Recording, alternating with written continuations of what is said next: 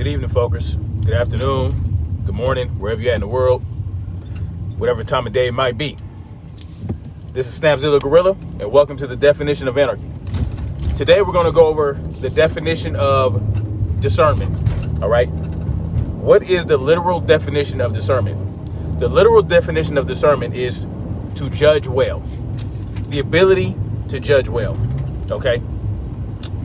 And in this day and age, and for quite a while, it is very important that we exercise good discernment, good judgment. What do I mean? Well, we have so much information being hurled at us at all times. We have the internet, we have this expert, we have that expert, we have this opinion, that opinion. And when you're getting all this information all at one time, it can seem like you're getting an overload of information. But it's very important that we learn to discern the information that we're getting. And the best way to do that is to look for contradictions, okay? Look for contradictions in the information that you're getting. And then go from there. Not just contradictions, but look at motive. Look at what might be behind the information you're getting. For instance, the thing with masks, right? The whole thing with masks. When this whole thing started back in March, Anthony Fauci told us that we don't need to wear masks. The masks are doing nothing for us. As a matter of fact, this is what doctors tell you. Oh, don't wear a mask. It's not doing anything. Especially healthy people. Healthy people should not be wearing masks, right? Because it doesn't stop a virus in particular, like the COVID-19, which they say is a virus. I call BS on it because I choose to discern in a certain way.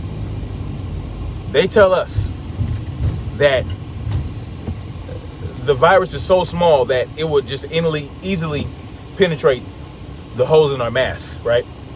And that really the mask is for sick people to stop the spread of whatever contaminant they're breathing out.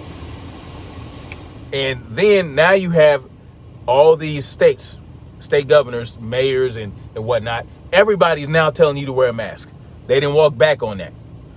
Fauci's telling you got to wear a face covering. The Surgeon General, the governor, the mayors. Why would they do that? Why would they do that? They're telling you to stay in the house, even though everyone knows, right? Anyone with a brain. Now, I'm not going to say everyone else, but common sense tells you that going outside and getting the much needed vitamin D will boost your immune system. But they want you to stay in the house so that you can breathe in all the mold and the dust mites and all these things that could make you sick. They want you to stay in the house all day and breathe that in. And then when you go outside, they want you to breathe your own CO2 in. So even without the contradiction, right, of at first they tell you to wear a mask, then second they tell you not to, first they tell you not to wear a mask, then they tell you to wear a mask. But even beyond that, you should know what you're breathing out of your mouth, what your lungs are expelling. You're breathing it out for a reason, right? You're breathing it out because what's in there, your body doesn't want in there. The CO2. So you breathe in oxygen, the much needed oxygen from the trees and plants and things like that. And you're breathing out CO2, which the plants need. So not only are you breathing in your own CO2, you're now depleting the CO2 from the atmosphere that the trees need to create food. They need that CO2 to create the sugars that they use to grow and to provide us oxygen. So they aspire oxygen for us to breathe in. We breathe out CO2. The trees take that in and respire oxygen back out into the atmosphere. It's a cycle. But they want us to stay in the house, right? Breathe in that stale air. And if you have an air conditioner, recirculated air. Then they want you to go outside and put on a mask, and thereby you breathe in your own oxygen, or you breathing in your own CO2. The trees don't get the CO2, right? Not from you, not as much as it could get. Why would they do that? And then you see so many people, they're wearing masks outside. They're wearing masks in their car, while they're by themselves. It's absolutely asinine that these people are not using discernment and common sense to say, you know what? I don't think I'm going to wear a mask outside. You know? So yes. So in order to go in certain stores, you have to wear a mask, and you know, you got to do what you got to do at that point in time. But when you get back outside, you should be taking that sucker off. When you're in the car, you should be taking that sucker off. All right. What else? What else can we use discernment for? Well, the left-right paradigm dog and pony show. You see, every day they are creating a drama for us to be enthralled by, to distract us from what's really going on, to distract us from the fact that we are losing more and more liberties every day. But you know what? I have hope, because more and more people are exercising discernment and realizing that they're doing this. They're like, you know what? We won't stand for this any longer. So you got businesses opening up. You have people patronizing these businesses. Then you have cops coming and arresting people for going to the gym. He was the only person in that gym. Right? He was the only person in that gym, which means what? He's social distancing. He's in the gym getting his workout on. He's not around anybody else. Hopefully he's spraying all the equipment down, right, before he uses it and after he uses it. As a courtesy, that's just common courtesy in general. But the cops come and arrest him for it. So really, if you use discernment, you realize, look, they're not arresting him because he violated social distancing or because he entered a business that they consider non-essential. No, they arrested him for disobeying a government edict from the governor, from the mayor. They didn't arrest him because they felt like he was putting other people in danger. No, they arrested him because he exercised freedom. At that point in time, no one was in danger. It's just like a stop sign, right? You stop at a stop sign, or you pull up to a stop sign, you slow down, you see no one's coming in any direction. You have good lines of sight everywhere. There's no blind spots, you see what's coming. So you slow down and roll through the stop sign. You didn't hurt anybody, you didn't cause any harm. You didn't disrupt the whole paradigm of the time travel equilibrium and the space and time continuum. You didn't do none of that shit. You just decided, you know what? I'm not going to completely stop at this stop sign. I'm going to roll. I'm going to slow down and roll right through it because no one's coming. But a cop 2 blocks down saw you do it. So now they're going to pull you over and give you a ticket, right? They're going to extort you. Not because you put a life in danger. Not because you ran over an ant that could have crossed the road if you hadn't stopped. No, man. It's because you violated an edict by a human being who is no more special than you are. They laid down a rule. They laid down a law that you have to follow because guess why? Because at least 50.1% of the people decided that they wanted to elect this official to make rules for us. You see what I'm saying? So it's not because we put a life in danger. No, we did not. The stop sign was there. We slowed down. No one was coming. We rolled right through it. Boom. No harm, no foul. No one got hit. No one got hurt. No property got damaged.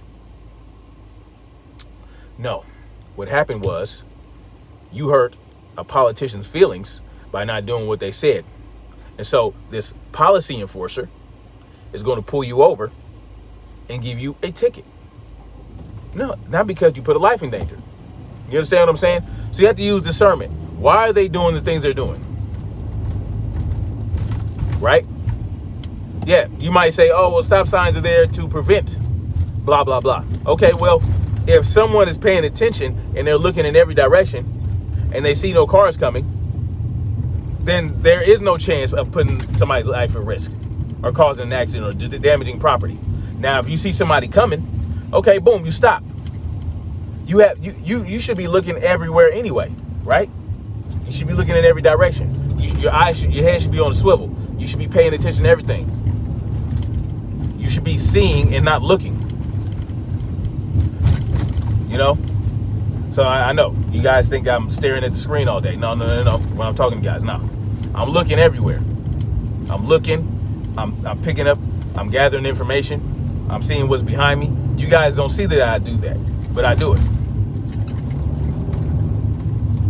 What else can we use discernment for? Okay. The Ahmaud Arbery case. The Ahmaud Arbery case. It's pretty cut and dry to me for the information we have right now.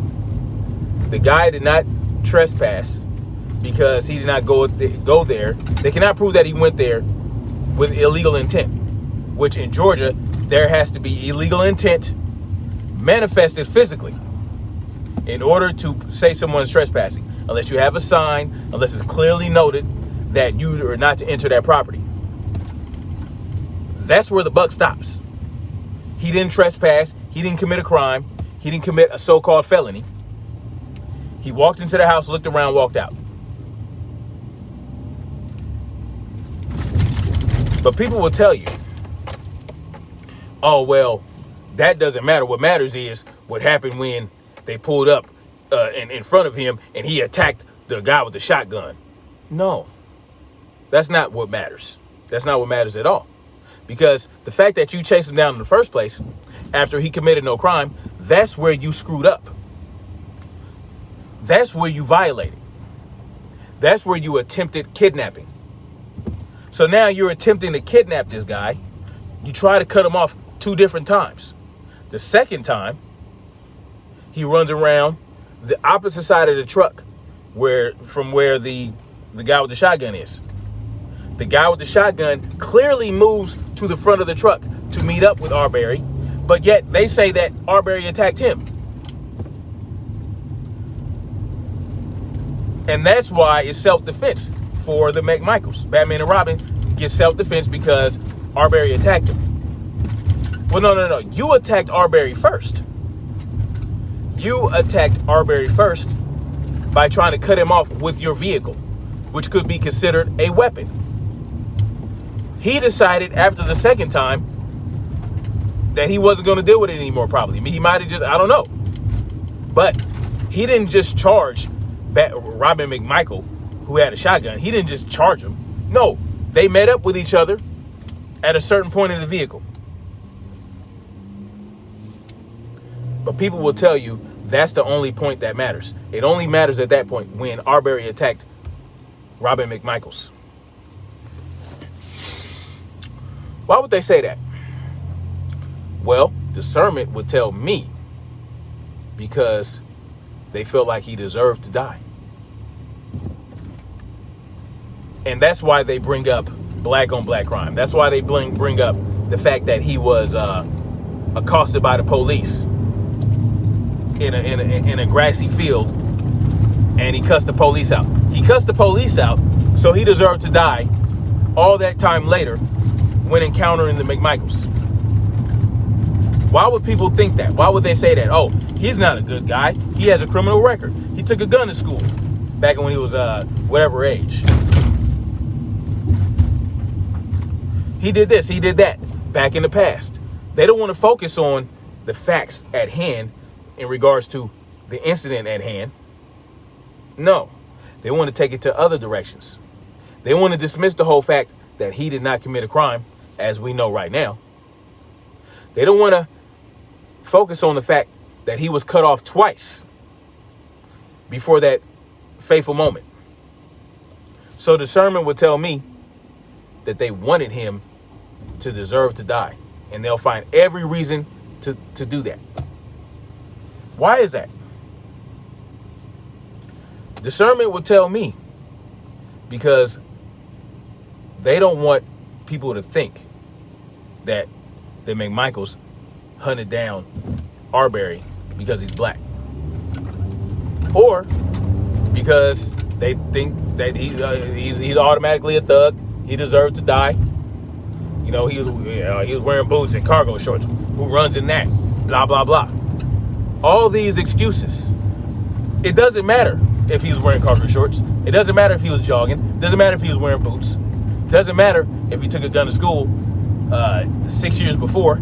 It doesn't matter that he cussed the police out in a grassy field in the past. None of that matters. Discernment tells me they don't focus on that because they know they're wrong. And they just want to be right. Even if the facts don't line up to that. So why aren't we looking at the fact that Batman McMichaels was operating illegally as a police officer for 8 years? That's a crime, isn't it? As a matter of fact, the whole department was in on it. So that's criminal. He was arresting people when he had no arrest powers. He was carrying a gun and a badge when he did not have the power to do so. So to me, that sounds like illegal activity. And to me, I feel like if we're going to focus on the fact that Arbery cussed out a police officer, which is legal, by the way, there's nothing illegal about cussing out a police officer. Nothing. You can tell a cop to fuck off if you want to. And there's nothing illegal about that. So why aren't we looking at the illegal activity of Batman McMichaels? Because it doesn't matter, right? It might matter as to his state of mind and his modus operandi in general, right? Like he failed he didn't keep up with the training to be a police officer. He lost his license. He's operating illegally as a police officer for all these years. It might lead to the idea of corruption in his department and that how he participated in that and how he thinks he's special and has special powers and, qualified immunity and all these things, and he can do whatever the hell he wants because the police department asked him to look out for Mr. English's house. All this might have led to him being emboldened enough to chase down Arbery as if he was some type of Batman and Robin. But ultimately, none of that matters because Arbery committed no crime that morning, as the facts bear out, as of right now. They chased him down, tried to cut him off twice. Robin McMichaels met up with him at the front of the vehicle. A struggle ensued. Arbery died. Might have been an accident. But here's the key. If you kill someone, even by accident, during a commissioning of a crime, that's no longer manslaughter. That's murder. And what they did was attempt to kidnap him, which is a crime. Why is it kidnapping? Because Arbery did not commit a crime. To be chased down like that, to be cut off, to have somebody confront you with firearms, that's just me though. So discernment tells me that it doesn't matter what happened to these people that think Arbery deserved to die. It doesn't matter if he committed a crime or not to them. Right? Discernment also tells me the fact that they don't focus on how Batman McMichaels was committing criminal activity for the police department for 8 years tells me, what does it tell you? I know. Race baiting, right? Race baiting. That's what they'll tell me. Oh, you're race baiting right now. Well, how come that? Why aren't you going after the pastor, the white dude? Why the black guy? These are questions I need answered. I can't prove that you're racist because you're not coming out and saying that. But it's hella suspect. Discernment tells me to judge well, and I will judge well to the fact that y'all might be a little bit racist. Maybe. I don't know. Somebody tell me what would be the motive? Why would you not focus on Batman McMichael's past, shady as it is, his whole department, in regards to the Arbery case? Why focus on Arbery's past? Anyway, finger got too small for the ring now. I'll holler at y'all later. Y'all let me know what y'all think, man. That's the definition of discernment, to judge well. So when all this information is coming at you full speed, using middle technology, oh man, use discernment. Peace.